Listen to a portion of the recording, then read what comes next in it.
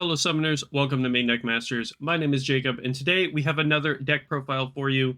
This time, once again, it's Siegwurm Ira. I've refined the list to be more competitive. It's no longer a starter list. This is a list that you can take to competitive events. I've tested it thoroughly versus many of the top decks. Purple Snakes with Ouroboros. I've tested against Blue Hydra, Valkyrie Bounce, Armor Form, even Fabled Beasts, tokens, you name it, we've tested against it, and I actually really like this list, and I think this is a very solid list to run into the meta because it has a lot of the tools that you need to take care of, basically anything that's thrown at you. Now, if you do get turn 3 Hydra with double Labyrinth and you don't have an Ice Shield set, well, what can you do about it? That's basically any deck. But barring your opponent high rolling the crap out of you, this is an incredibly solid, consistent, explosive deck. And we're going to go over the deck list itself, just showing it off. And then we're going to go into the reasons why I chose specific cards over other cards that you see many people running, and how you play it versus certain matchups. So I hope you enjoy. Make sure to like and subscribe. Let's get into the deck profile. All right, so to start off, we are, of course, running 4 Volcanic Canyon. It's a Volcanic Canyon. You really want to see it early. It helps you filter through your deck, see all the pieces that you want to see, and it is red reduction. I wish we could really run more Nexus like Ruby Sanctuary, but there's really not the space to fit it all in this Ira build, though. Like I said, I wish I could run it because it's more sticky reduction, but we have Volcanic Canyon, and, it does what it does. Then getting into the magics, we are running 4 Star Blast Draw. We are running 3 Big Bang Energy. We're running 4 Ancient Draw. 3 Burning Force. 4 Absolute Ice Shield. And my favorite card in the deck, 3 Deadly Balance. This is an incredibly good card in this deck and in this meta. We'll get into that later. Onto Spirits. We are running 4 Dynamite and Tyrannoid. Very solid, strong pick. We are running 3 Worker Ant-Man. We're no longer running Bearded Eagle. We'll get into that later. We're running 3 Horn General Tricera Warrior. Of course, 4 Nebula Dragon Andromeda. 2 Meteor Emperor Siegwurm, 3 Dustworm Drought Dragon, 3 Siegwurm Nova, and 3 Siegwurm Ira. Very simple deck list. Let's go ahead and get into the sideboard options. For sideboard, we are running our 4th Big Bang Energy. We're running a single Volcanic Break because that's all we can run. We're running our 4th Burning Force. We're running 2 Raging Tide for aggro. We're running 3 Dream Bomb. And we are running 2 Elephant. Now, let's get into why we are running some of the cards we're running, because I'm sure you all have some questions. We're going to start with the Spirits. And your question may be, Jacob, why are we running Worker Ant-Man? This isn't a red card. This is not Bearded Eagle. What are you doing? Are you high? The answer is no, I'm not. There's a very good reason why we are running 3 Worker Ant-Man. So this deck is very dependent on getting your Volcanic Canyon out early, because your Volcanic Canyon is reduction that you keep on the board, and your Volcanic Canyon helps you start filtering through, so you can see your Big Bang Energies, you can see your Dustworm Drought Dragons, your Siegwurm Iras, your Novas, and everything that makes the deck come together. However, if you miss your Volcanic Canyon, especially if you're going second on turn 1, if you miss Volcanic Canyon, Worker Ant-Man is a great turn 1 play to throw on the board and swing to gain a core. Now, in this game, in the meta, core economy is very important, and those 1 to 2 extra cores that you gain from using a card like Worker Ant-Man on its ramp can come in and pay dividends later on when you're making your big explosive Big Bang Energy turns. This card can single-handedly make it to where you have the cores to play the stuff that you want to play without having to make some sort of concession to whether or not you drop this spirit or you don't. Also, Worker Ant-Man is a prime Beldegor target. You throw it down, you swing with it, you ramp it, and your opponent throws down a Beldegor on you. Well, now they've procced your Star Blast draw because they're trying to get your Worker Ant-Man off the field because they want to stop you from ramping. Well, now you've just procced your Star Blast draw, and you've gotten some free cards off of that. Now, you could just play Bearded Eagle, and that's perfectly fine. Playing Bearded Eagle is fine. It's got a good stat line. It can come down for free if you have the cores for it. And then some other lists do play Hippocampo, and Hippocampo is fine because you can throw it down on an empty board, swing, get that Bless trigger, go up to 6 life, and you can gain that core from that. However, with Worker Ant-Man, you don't care if your opponent has, any spirits on board or anything like that. You just swing the Worker Ant-Man, you gain the core anyway. So I'm really, really liking Worker Ant-Man as a 3 of. I don't think I had him as a 4 of, but I think that's a bit much. Having Worker Ant-Man as a 3 of, if you see him really early, that's nice. You get to bring it out, ramp a core, so you can make those big turns later. And, he's been working out very, very well in the deck, though I will not fault you if this is a Bearded Eagle in your deck, or even a Hippocampo, or something else that you want to play it as. But I encourage you to try Worker Ant-Man and see how it feels for you. The next card that we are going to be looking at is Meteor Emperor Siegwurm. I know a lot of people are playing gray in their lists. A lot of people like to play gray in their lists because gray is, a body on board, and gray also gives you the ability to basically Big Bang energy for your next card. However, gray, I personally feel, is kind of bait. He is a good card. Don't get me wrong. He's a good card. But with gray, he forces you to spend your soul core. And in a matchup like against blue, where they can shark you, spending your soul core in order to get your Ira out or your Nova out can be infinitely detrimental, because then you just lost your card on the next turn because they're just going to shark you because you lost your soul core. So instead, I play 2 Meteor Emperor Siegwurm, mainly for the Siegwurm name. You could play Imperial Siegwurm. You could still play gray in that spot because it's a Star Dragon and it is a Siegwurm. The main thing that we're looking for is that Siegwurm name, because if we want to heal off of Nova, we have the Meteor Emperor Siegwurm to heal off of it. But other than that, this is a decent play to throw down, put the Soul Core on, and swing. He's half of a pot of greed when he swings, and that's pretty dang good. Pair that with the fact that you're using Big Bang energy instead of gray, and Meteor Emperor, Andromeda, Dustworm, Nova, Ira all come down for free, so you can throw down your Meteor Emperor Siegwurm after you've Ira'd the board, and then ascend your Nova off of the Meteor Emperor Siegwurm and heal back up to 5 to give yourself that extra room to be able to take more damage, gain more cores, and continue pushing the game.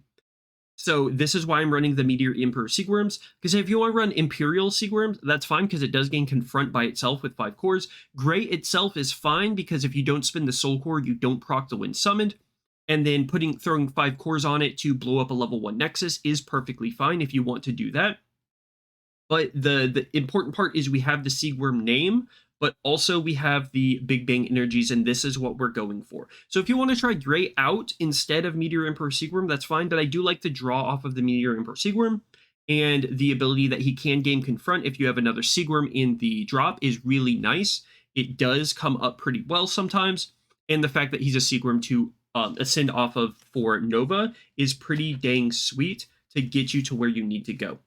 Now, Big Bang energy itself just creates explosive turns. You go down to 2, you Big Bang energy, and then, you drop an Andromeda on them, you drop an Ira, you wipe everything out, and then you continue dropping spirits on the board for free, and it's so much better than, paying 3 with gray, and then getting your Ira out for free, and then not being able to do anything else because Big Bang energy, because Ira, gray only allows you to get the next Ascend Spirit out for free when you pay the Soul Core with him, whereas Big Bang Energy allows you to play basically the entirety of your deck. We're going to go with about half of our deck, our spirits, for free, basically, and just absolutely overwhelm our opponent. if, something like that is necessary. There are times where, I big bang and my opponent's like, Dave is like, hey, do you have Ira or Nova or something? I'm like, no, but I've got 5 Star Dragons. Can you defend against this? He's like, no, I can't. So very, very useful. Big Bang Energy is super clutch, and it just creates those kinds of turns where your opponent goes, holy crap, how do I protect against this? Afterwards, we have the 3 Deadly Balance. Now, if you watch my video on why Deadly Balance is the best Magic card in set 4, you'll understand why I'm running this card. Mainly, this card it's a good just defensive option early. You play Volcanic Canyon, and then, you go second, you play Volcanic Canyon, or you go first, you play Volcanic Canyon. Your opponent throws down a Spirit, swings at you. On your next turn, you can Deadly Balance an empty board for 3 and kill their Spirit, and then Starblast draw for 3 to draw 2 cards. On your Ira turn, Ira only kills 1 symbol Spirit. So if you drop an Ira down on the field, Ira kills everything but your opponent's largest Spirit. It kills everything but their 2 symbol Spirit. It kills everything but their Ira, but their Armor Form, but their Mount Genbu, but their Hydra. So you Ira the entire board, and then you throw down a Nebula Dragon Andromeda for free, nuke one of their Nexuses, and then you Deadly Balance your Andromeda, force them to kill their Hydra or their Armor Form or whatever, and now Siegwurm Ira swings in with impunity because it's coming down. There's nothing for them to defend with. And the whole reason why we have Tricera Warrior in the deck is if Tricera Warrior, you've Deadly Balanced the Andromeda, we've killed their Spirit, we have Ira on board, and then Tricera Warrior on the board. Well, when we swing with Ira, they can't Dream Bomb our Ira or Inescapable Avalanche our Ira or anything like that, because it's, the only thing, because we have Tricera Warrior on board. If our opponent in purple does not have any Spirit on the board, so they can't doubly deadly us, and doubly deadly can't take care of Ira anyway, they would have to Deadly Balance us, but then we can choose to kill our Tricera Warrior instead. And they would need a double Deadly Balance or a Dream Bomb onto Tricera Warrior plus a Deadly Balance in order to kill both of these. And if they don't have a bunch of Nexus out, because we've already dropped Andromedas on them, we've Burning Force them, if they don't have a bunch of Nexus out, they don't have a lot of reduction, so that Dream Bomb's going to cost 5 on the Tricera Warrior, and then the Deadly Balance is going to cost, maybe 2, maybe 3 if we've gotten rid of all of their stuff. So that's anywhere from a 6 to an 8 core investment to take care of this board. The important part of this is you need 2 answers. When you have this on the field and Ira's swinging in at your opponent with Tricera Warrior, they need 2 answers. They need to answer Tricera Warrior, and then they need to answer Ira. And that's typically not something that somebody can do. Like, they can bring out the answer for one of your Spirits, but will they have 2 answers in one turn and have the cores in order to be able to do it? That's the big question, and why I really like having this combo here, and Deadly Balance makes that all possible, along with, our Ant-Man here giving us the extra cores that we need to make these kinds of plays, because Deadly Balance is always going to cost 3 in our deck. Getting those additional cores from Worker Ant-Man, allowing the Deadly Balance to us to play the Deadly Balance with it costing 3 is very important, which is another reason why I like the Worker Ant-Man. And then Tricera Warrior himself has Confront. So, at level 3, he's got Confront. So if you only have 2 Spirits on the board, like if you have a very early game where, with Dynamo Terranoid plus Tricera Warrior, you have somebody swinging in 7k or 8k with Confront, depending on whether or not you have the 4 on your Volcanic Canyon. You got an early game 8k with Confront swinging at your opponent, taking care of their, their reduction, their Spirits. They lose reduction, everything, and then we still have this Dynaman that's sitting here as a 6k. It can bring, swing in with impunity or stay up as a blocker. So that's why I'm very big on Deadly Balance and Worker Ant-Man in this build, as well as running, Big Bang Energy to make these kinds of plays possible. And Tricera Warrior is just a very good top end for all of that to bring it all together. And then this is Dustworm Drought Dragon. This guy is cracked. He's so good, which is why we're playing 3. Like, he just, if you've got nothing on the field and you're at 3 life, he costs 3. You know what I mean? And that's just incredibly powerful, being able to kill anything that's 5k or less. Plus, he has a really good stat line for his cores, and he's just a menace. This card is an absolute menace, and I love this guy. Duststorm Drought Dragon is absolutely bonkers. So if you're not playing him, you need to play him. Also, Nova. Nova is very good. The reason why we have 3 Nova in the deck is mainly for Hydra. If your opponent brings down a Hydra and they start, doing Hydra things, the first Hydra they bring out is usually at level 2. They usually don't have the cores to bump it up to level 2 or to level 3. And how much BP does a level 2 Hydra have? It has 10k BP. So if we can ascend ourselves into a Nova, then that Hydra has 10k BP, this Nova can swing into that Hydra and absolutely destroy it. So not only do we have Siegwurm Ira plus Deadly Balance, Siegwurm Ira can wipe the board plus Deadly Balance, wiping their 2-symbol spirit, but especially in the blue matchup, we can Siegwurm Ira into another Andromeda to kill something, and then play the Siegwurm Nova to get ourselves out into a situation where we have an Ira on field plus a Nova, and we're swinging in, nuking their Hydra, and putting, some pretty deadly threats onto the board that they really need to answer.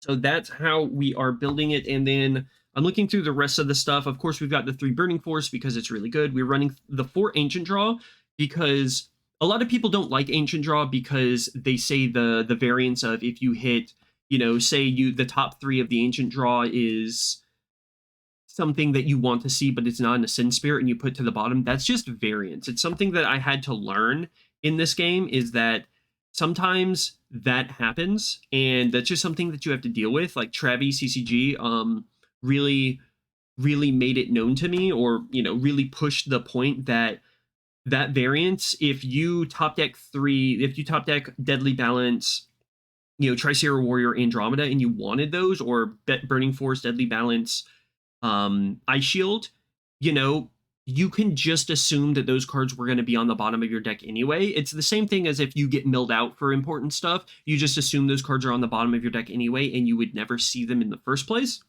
And that really helps, get you over the fact that you whiffed on your Ancient Draw. But just getting that extra dig for your Novas and your Iras is very important.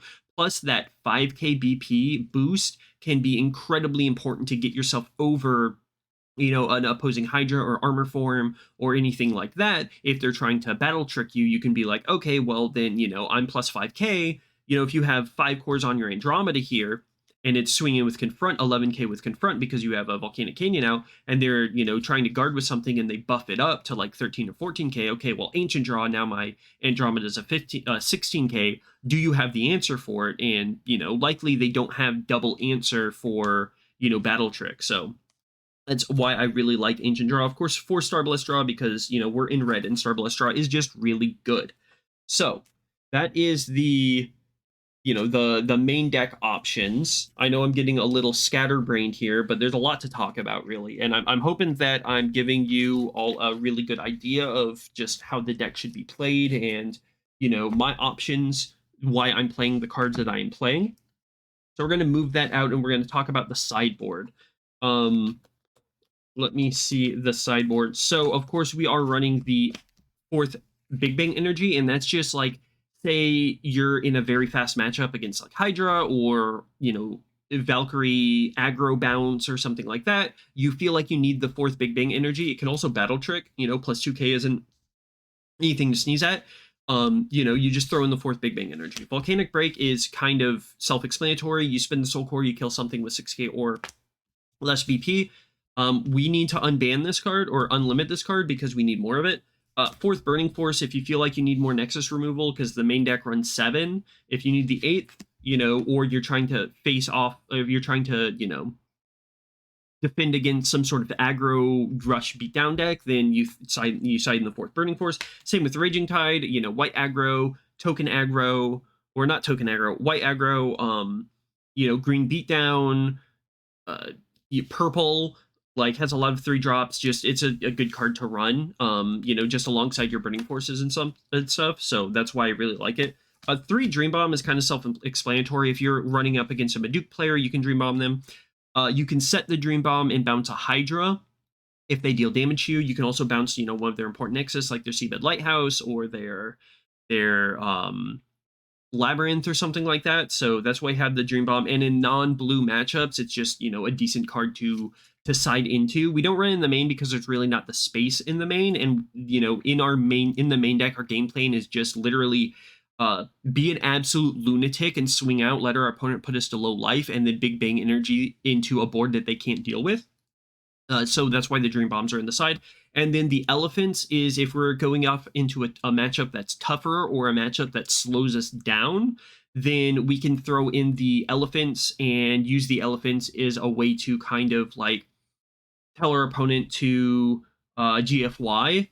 And I've got an Elephant on the board. If you get rid of it, like against purple, if they get rid of the Elephant, well, you ramp 3, draw 3. And that's another way to help enable your game plan of being able to, you know, get to where you want to be. Plus, with the Elephant on board, if you somehow you're a madman and you're able to get an Elephant on board against Hydra, well, then that enables your Dream Bombs. If you know that's something that you're trying to do, it also enables your Ice Shields from hand and everything like that if your opponent has Seabed Lighthouse out, which is why we are playing the, you know, why we're playing the Elephants. Elephants pretty good. Shout out to Zach Bell for you know, giving me the Elephant tech in red. It's been working out really well. Thanks, Omi. And so that is the sideboard and everything that, you know, the tech and the options. Let's go into the matchups and how to play against them. All right, welcome back to Pace Cam. So matchups and how to play against them with this deck. Against blue, as with any matchup, you just kind of pray that they don't hit Labyrinth, Pollen, Labyrinth, Seabed into Hydra, like really fast. If they do, good luck, buddy. But if you're playing a more like regular paced game versus Hydra, then of course you're going to want to slide in your 4th Burning Force, and you're going to want to be sniping their Nexus. More so, you're trying to snipe their Seabeds and their Impaler Forest if they're running it, or their, you know, something like that. If they're running the Impaler Forest variant, in order to make it to where they can't get their Hydras back. You definitely want to snipe those with your Andromedas and your Burning Force. You also want to snipe their Deepwalkers as much as possible. Say they throw down an early Deepwalker, just go ahead and Deadly Balance that if that's the only thing on the field, because you want to get those Deepwalkers off of the field so they can't ascend over it and get their Nexus back or anything. And it's definitely important to like maybe side in the Volcanic Break to try and do that early on to be able to stop them from getting that recursion on their Nexuses with the Deepwalker, and, you know, snipe their Nexuses as much as possible. Definitely save a Deadly Balance or try to hold on to your Nova, so when they throw down their Hydra, you know, like I said, the first Hydra usually only comes out at level 2, so you throw down your Nova and you snipe that Hydra, and if you're able to like Big Bang energy into Andromeda, snipe their Impaler Forest, into, you know, Ascend Nova, snipe their Hydra, then they've lost their Impaler Forest, so they can't get their Hydra back, and they've lost their Hydra, so they need to have another one in their hand. And, you know, they may be able to burst a Starblast Draw against you with the Andromeda, but if they don't have the cores to pay for, you know, like the draw 4, they've drawn 2 off of that, which is, you know, perfectly fine. It does kind of suck that they get the draw 2, but, you know, as long as you're not allowing them to get the draw 4 that early on, and you're able to snipe their like Impaler Forest or their Seabed Lighthouse, and, you know, or even their Deepwalker plus their Hydra, that's really imperative. And then later on, if they do decide to go a bit wider, which I know they don't really, they just throw down a couple Spirits plus Hydra, but, you know, you let them bring you down to lower HP, and you just slam that Big Bang energy and slam that Ira with the Tricera Warrior, you know, Andromeda, more of their Nexus to, you know, lower their reduction and everything like that. And then you Deadly Balance, kill their Hydra. Now they're staring down a, you know, an Ira, a Tricera Warrior, and maybe even a Dino Man, just so you have that Dino Man on the field. If they don't have Raging Tide yet, then they don't have Raging Tide or Floodstream, then they can't snipe your Dino Man or your Tricera Warrior.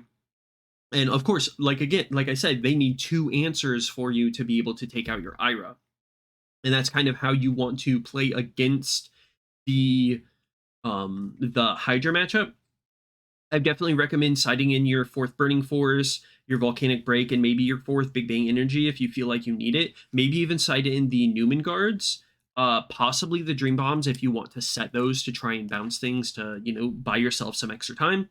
But you do need to, if you do heal off of Nova, you do need to be wary of your opponent dropping a Shark on you. I know only some lists play Shark, but you need to be wary of that. Plus, you need to be wary of lists that do play Allegro. I know there are lists that play Shark, there are lists that play Allegro, there are lists that play Mandala. So it really depends on what your opponent is playing. If they're playing the more pure blue version with Allegro, then your Ira is going to get sniped. There's really not much you can do about that.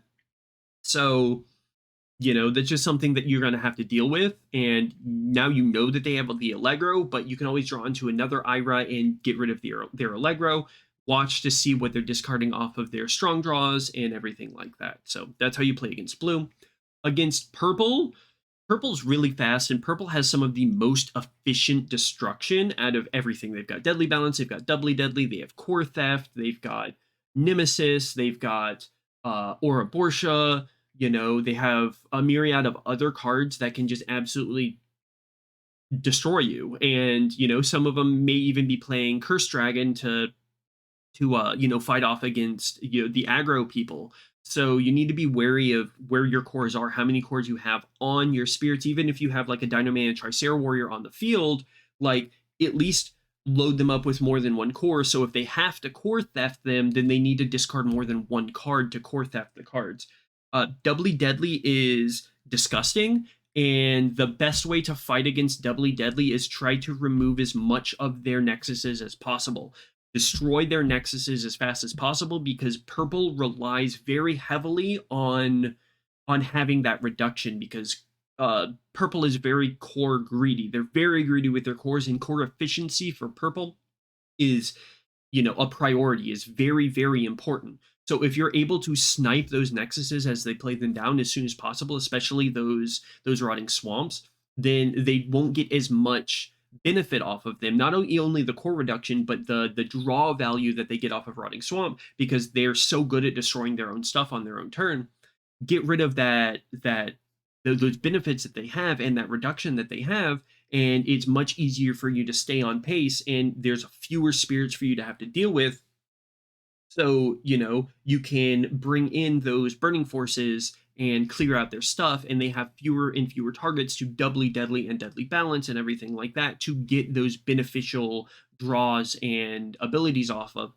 Plus, Ouroboros is a 5-core investment to get her ability. It's 2 cores at minimum to bring her out, and then 3 more cores to maintain her to get that Deadly Balance effect on her. Plus, she needs another Spirit with Curse. Shaznake is, a 3-core investment, because Shaznake requires 1 core minimum to get it out, plus 2 cores to give it Curse. Aglavale is a 3-core investment as well, because 1 core to get it out, 2 cores to give it Curse. Hakuja the Wizard is something that people are running because it synergizes with Beldegor. But again, it's a 3-core investment because, it's 2 cores to get out plus 1 to have Curse on it. And then it's a 5-core investment if they want to use its secondary effect. So all in all, it's an 8-core investment for purple to be able to get those effects out most of the time, unless they're playing something like Boa Trictor that only requires 1 core. It comes out for 1, requires 1 core on it, but Boa Trictor doesn't really have any of those additional effects like Aglavale does with its draw, and Shaznake does with its draw, Hakuja does with its effect and everything like that. Plus Hakuja, like I said, it works with Beldegor.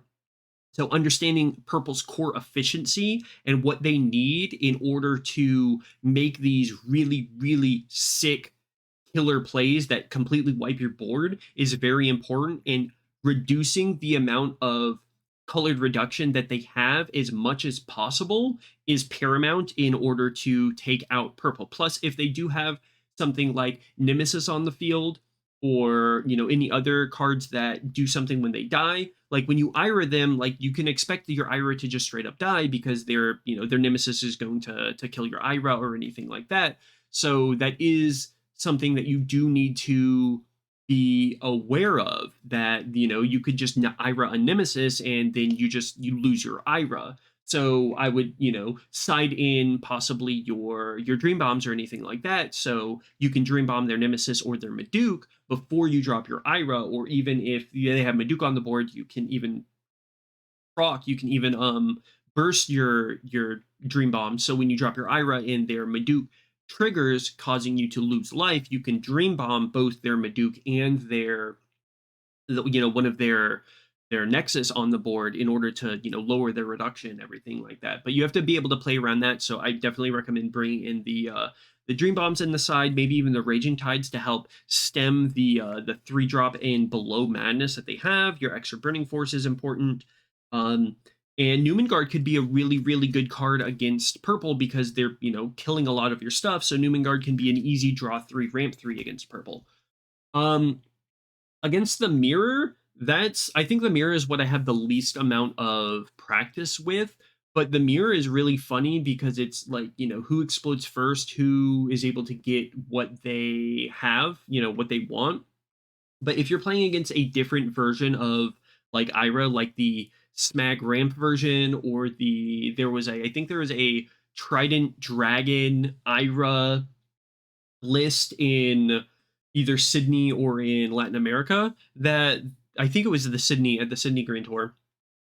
It was really interesting and everything like that. Well, you play like you play against a red mirror, try to establish your volcanic canyons, of course, and try to control the flow and the pace of the game. Utilize your Andromedas and your Tricera warriors and their confront abilities to try and keep your opponent's field barren of spirits, and try to understand when the best time it is to drop your Ira. And again, Newman Guard is a great tech in to bring in. I don't know if you're playing against another opponent that's running Ira plus Tricera Warrior. I'm not sure if Dream Bomb is the correct play here. I noticed that I don't have counter swords in this sideboard anymore. I actually sided out the counter swords for Raging Tide because of stuff like white aggro and other beatdown builds. But if you want to be able to find space for it, maybe cut one Dream Bomb, and you might cut the fourth Big Bang Energy or something like that for a couple counter sword. Then of course you can counter sword your opponent's Ira. But if they're in gray, if they're gray Ira and you counter sword their Ira, then that kind of sucks for them because they've lost all of their tempo because they've already utilized Gray's ability. So Counter Sword is pretty dang good against like a Gray Ira style build, because now they've lost, like I said, they've lost their ability to play stuff for free. But if it's against another Big Bang Energy Ira, I've been counter sorted with the Big Bang Energy Ira. I dropped the Ira, Dave counter sorted me, and I'm like, okay, well, I'm just going to play this Starblast draw. I'm going to draw my Ira back. I'm going to throw down this Andromeda, pop one to your Nexus. I'm going to throw down this Ira again, and lather, rinse, repeat. Here's this Tricera Warrior. Do you have the answer? So, you know what I mean? So definitely against Gray Ira, Counter Sword is pretty dang good. The Counter Sword is actually pretty good against like blue, against Hydra, if they're playing the one that has Beldegor in it, because if you pop one of their 4-drops like in battle, and they if you're able to pop one of their 4-drops in battle and they bring out their Beldegor, well, then you can just counter sword their Hydra, or counter sword their Hydra on Pollen, but they usually don't drop Pollen after they've dropped Hydra. So or you can counter sword the Hydra after they Shark or something like that. So definitely you could definitely have counter sword in as a tech option in the sideboard. Just figure out how you want to run it and everything like that. But I've pulled it out. I don't feel like I need it too much, but you can find room for it. Yeah, like I said, I have the least amount of experience against the red mirror. You just play it like a red mirror and hope to play better than your opponent. Now against Valkyrie Bounce, Valkyrie Bounce is a pretty fast deck. The ones with armor form and the ones without armor form, they're looking to leave your field barren by bouncing everything, and swinging in with unblockables. The thing about Valkyrie Bounce is they are going to be unblockable versus you, because Valkyrie Callista gives them armor red, white, blue. So you can't Dream Bomb them, you can't block them with your stuff, and you can't, do anything like that. So the best way for you to counteract the Valkyrie bounce is, well, they don't have a whole lot of draw power. Yeah, they have strong draw and they have star blast draw, but they don't have the draw power that you do with Volcanic Canyon, Ancient Draw, star blast draw, and Ira on top of all of that. So you let them build their board and put you down to low, low life, and then you just drop your Ira on them because all of their stuff is one symbol. If they're playing with armor form, you do the same thing. You drop your Ira on them, you play an Andromeda or something else for free, and then you deadly balance it and force them to kill their armor form. So it's not as hard against Valkyrie Bounce or anything like that because you've got these tools, you've got Big Bang to just say, no, I'm back in this.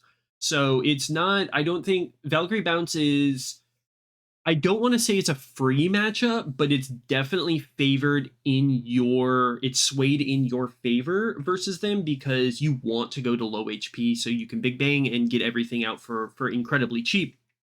So, you just let them do that. You just let them do that against you. Against Fabled Beasts, you just destroy their Phantasmal Paradises and they cry and they can't do anything about it. It's basically the same thing. Like, Fabled Beasts are running, they're running Hundun, possibly Nico Matador, possibly Mach Genbu, definitely. If they're able to get Mach Genbu out and start swinging unblockable 2 damage, that can be a problem that can be a problem. So you definitely need to watch out for that. But if you're able to, bring out your Burning Force, side in your 4th Burning Force and stuff like that, and start sniping their Phantasmal Paradises and everything and lower their draw engine and stifle their ability to come back into the game, then it's not really that hard. Honestly, red has always farmed yellow, and the Ira still continues to farm yellow. And you do the same thing where you drop the Ira and then deadly balance their 2-symbol spirit, and you're good to go. I think that's mainly it. White aggro, you just hope you draw into your Burning Forces and are able to, establish early on, side in your Raging Tides, try to take care of their heavy tank curiosities outside of battle, and, take it from there. White aggro is a volatile matchup. There's really not much else that you can do against that. But I think I covered the bases and the most important matchups. And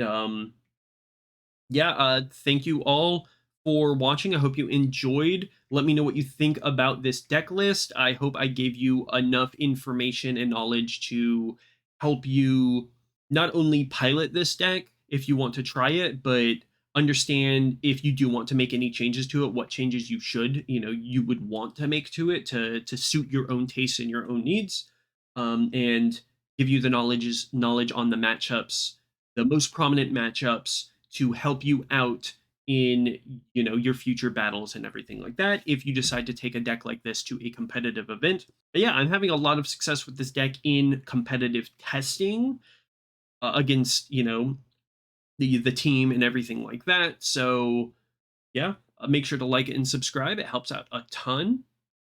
Thank you for watching. We'll see you in the next video.